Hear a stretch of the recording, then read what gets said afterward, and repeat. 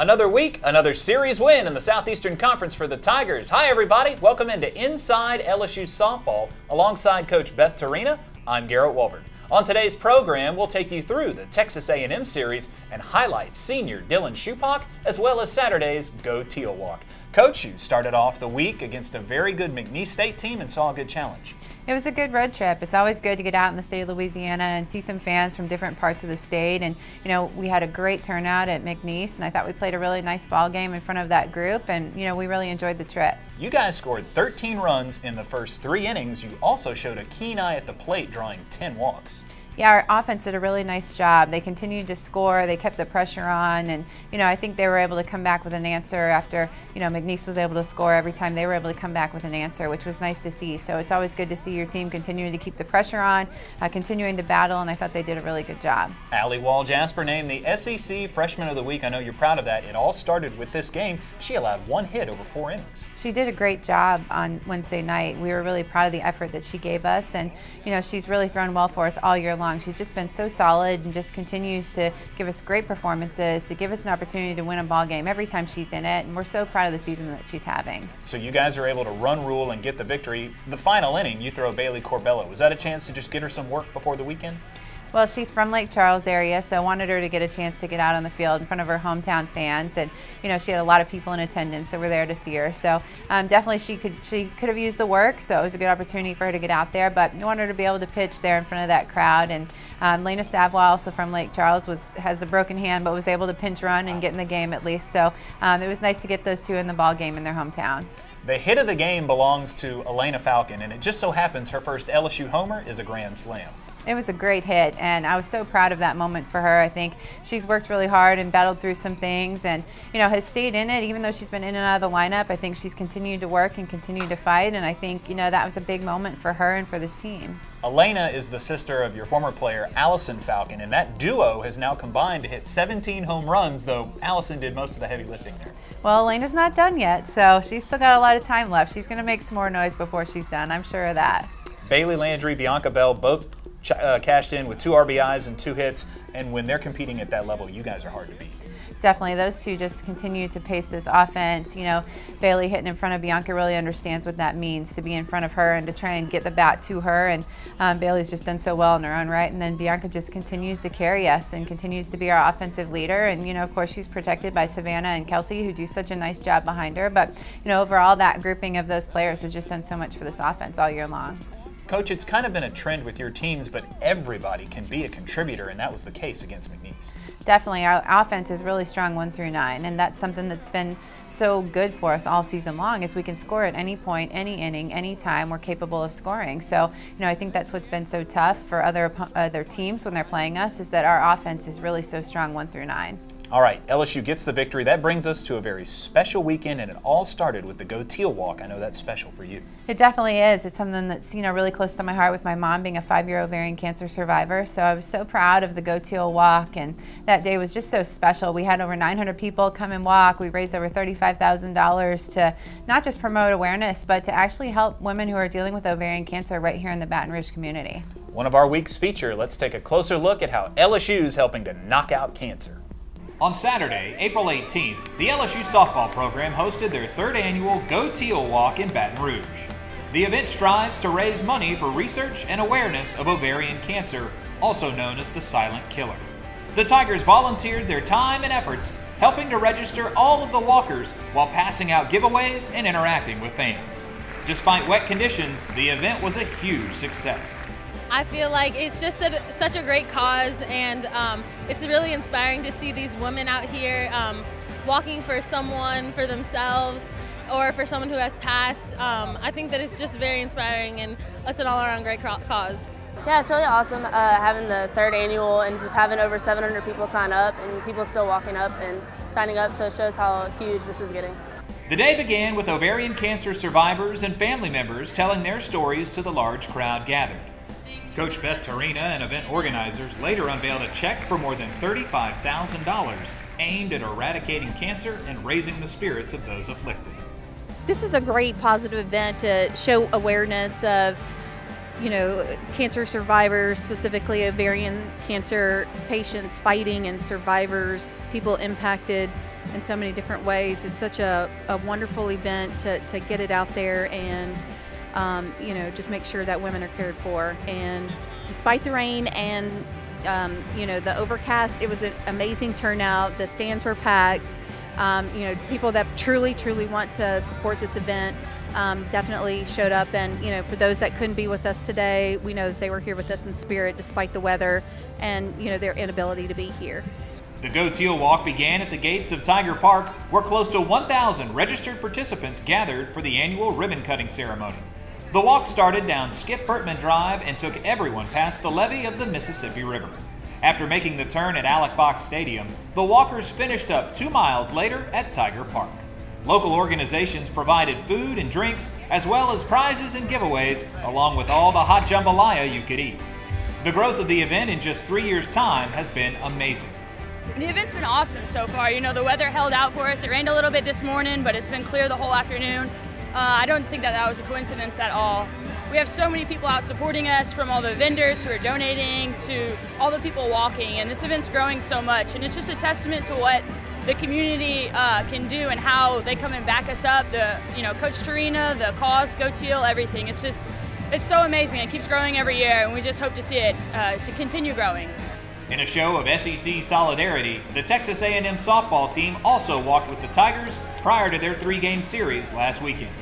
Well, being a part of something that we know is close to LSU and obviously close to Coach Torino's heart, it's really a rewarding experience, and we're glad that we were able to come out this morning and sort of give back to y'all's community, which is a big deal to us. And actually, being from Texas, I had a couple of friends, so I kind of got to catch up with them on the walk and everything. But yeah, just like I said, I mean, we're going to be opponents later today, but the fact that we were both back in the cause together, it was really special. Yeah, it's really awesome to see SEC schools coming together. You know, there's really big rivalries throughout the SEC, so it's really cool to see the teams come together and support such a great cause. For more information about the event, you can log on to GeauxTeal.com. When we return, we'll break down the series highlights and the victories against top 25 Texas A&M, and later our feature with LSU senior Dylan Supak. You're watching Inside LSU Softball.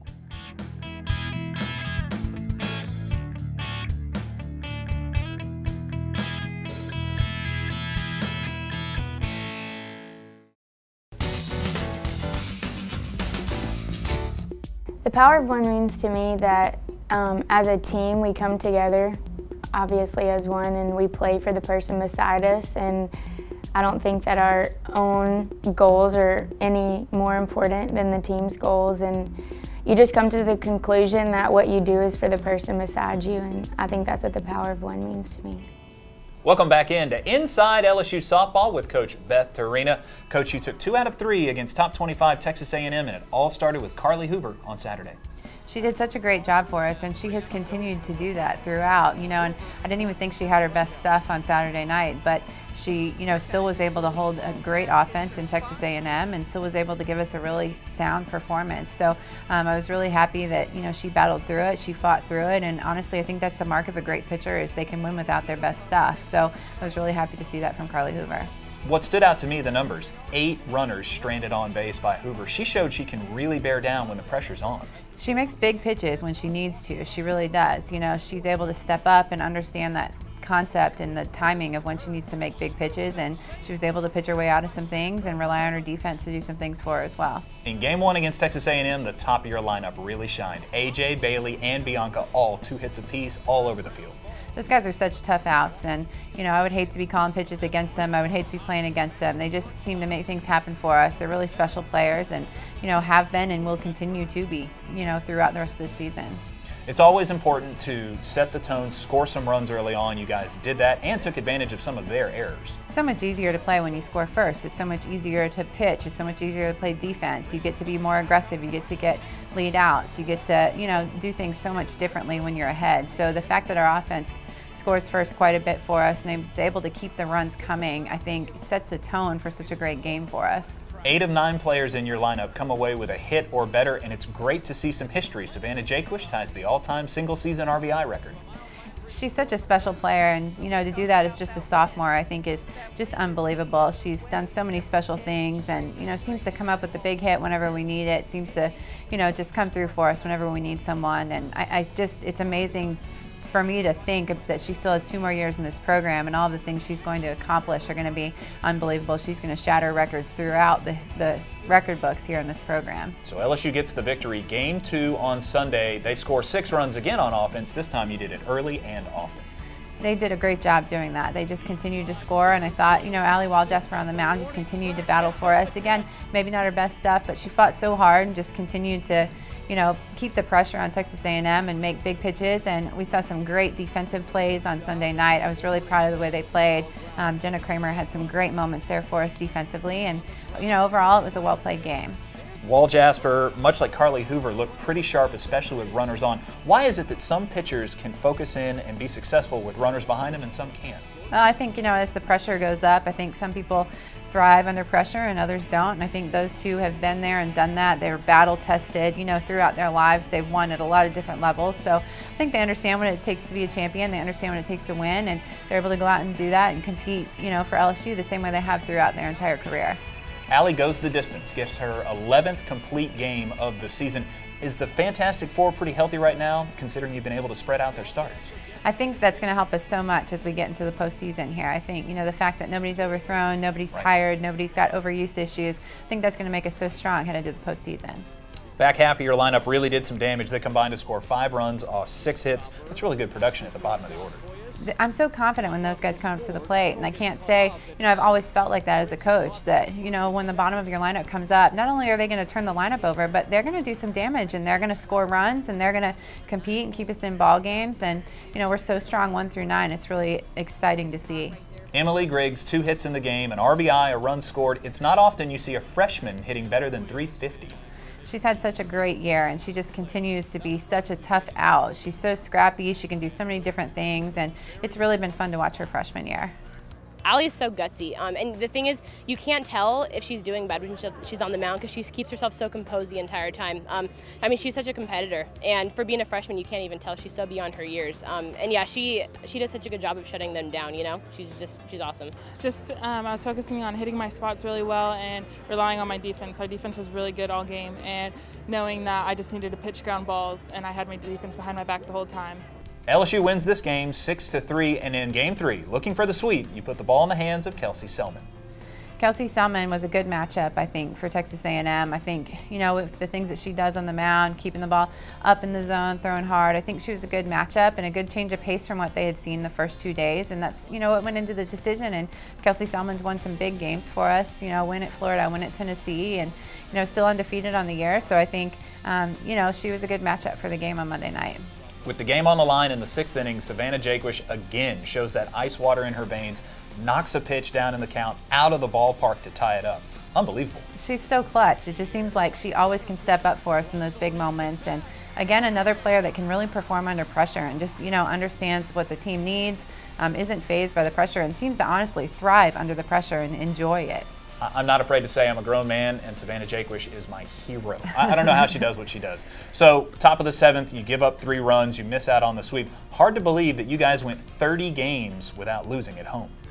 It is, and it's disappointing. I think it would have been really neat to head to the SEC tournament and be undefeated. I think that'd be really intimidating for those against us, but still having only 1 loss is pretty exceptional on the year at home, and I think it's a pretty special feat to do what these girls have done all season long in Tiger Park. And hopefully as the season continues, we just continue to defend that record, and hopefully that's the only time we get touched up here at Tiger Park, and we can just continue to run the table. I agree with that. All in all, another great week for LSU, taking the series win against Texas A&M. When we come back later in the show, our player feature on Dylan Supak. We'll also look ahead to the tough series coming up at Missouri. You're watching Inside LSU Softball.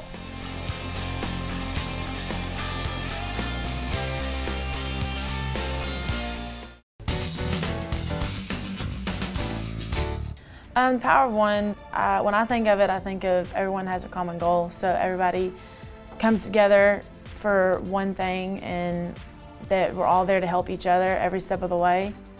And we're back on Inside LSU Softball. Coach, the student athletes in your program have some very big responsibilities. Chief among them is their schoolwork. I would say Dylan Supak is a near perfect example of a student who is an athlete.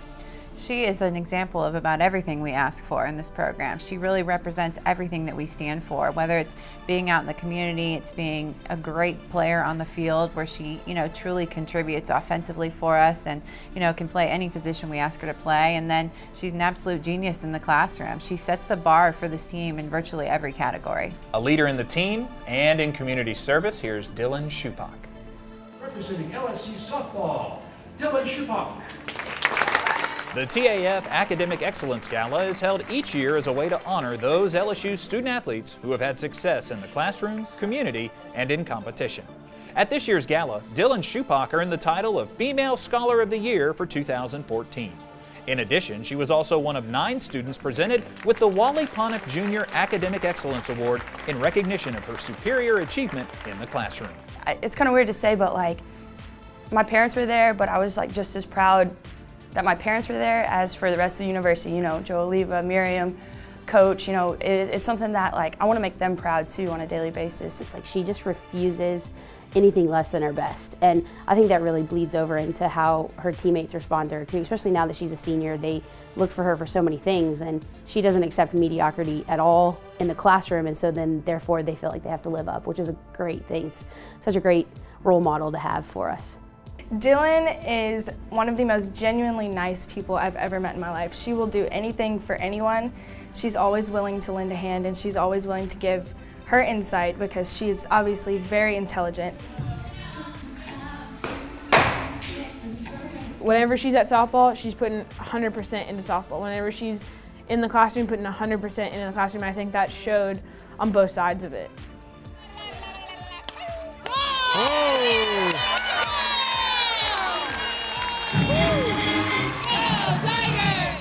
Dylan is definitely the brains of the operation. She brings a lot to us, her integrity. I look up to her a lot. The way she approaches, the game, life, on the field, off the field. She's the same person, very driven, and she'll accomplish great things in her life. 2-run score. Dylan Supak drives in 2 with a pop fly base hit that was perfectly placed.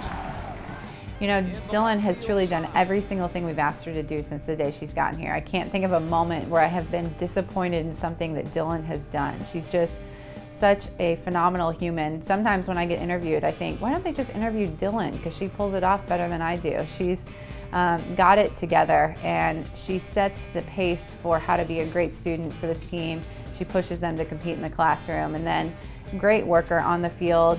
She was a big part of that 2012 World Series team, and I think she's just working her way right back into this lineup to be a big part of whatever happens at the end of this 2015 season. Little flare that could drop in and does drop in. Nice piece of hitting by Supak, who battled and then finally got one to drop in for a base hit. And I just want to leave a mark on LSU. I want to leave this program, our whole senior class, coming through, being through Coach Torino the whole time. We just want to leave this place, a better program, with it. Whether, we went to the World Series my freshman year, setting the bar higher, whether it be on the field or academically or community service-wise, and just to be better people. Her softball ability is an avenue to do so many other things. It's an avenue to get a degree. It's an avenue to have a platform to reach young children. It's an avenue to set her up for things that happen later down the road. And so Dylan really has embraced that as she's been here and kind of just jumped on board with anything we've ever asked her to do. I mean, she's one of my best friends. I'm gonna be really sad when it's all over. We've another one of those people that if she wasn't here, I don't think I would be. I love Dylan to death. She's a great person, and I'm happy that we've gone through this whole thing together.